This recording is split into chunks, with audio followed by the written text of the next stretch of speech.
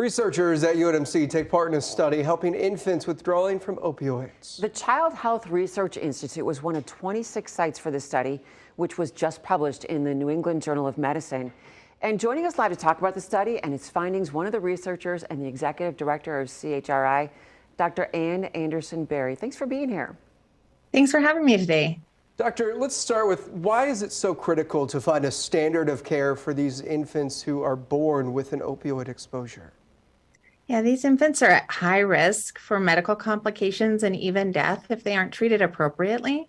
But we also know that the standard treatment kept babies separate from their moms in the NICU instead of in mother-baby care.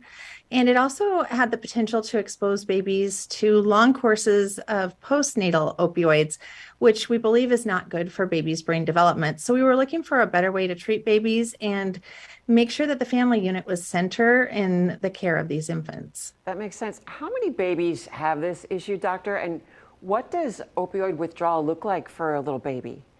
Yeah, well, just in 2 short years, this study enrolled 1,300 infants in the 26 sites, and that's just a fraction of the infants that are impacted by opioid withdrawal syndrome in the United States each year.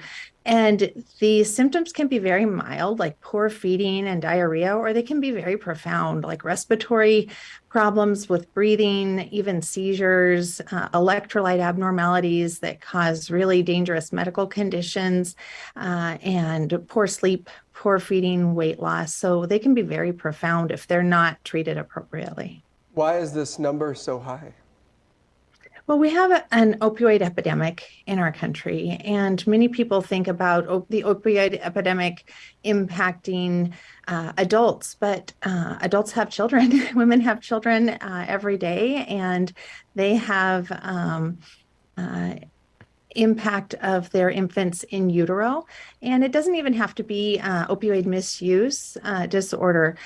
Some women have very complicated medical cases during their pregnancy where they have chronic conditions or they have an accident or a surgery that requires opioid exposure for a period of time. And so there's a lot of different reasons why babies are exposed to opioids and need observation and potential treatment after delivery. What's the long-term outcome for a child born addicted to opioids? Well, that is part of the study. It's the 2-year follow-up study that hopefully we'll be talking about in a couple of years.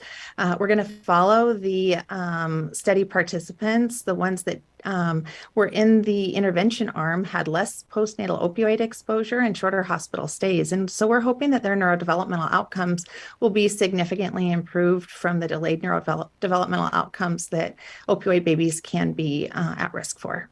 Really important information. Dr. Ann Anderson Berry, thank you so much for joining us today. Thanks for having me. Have a great day.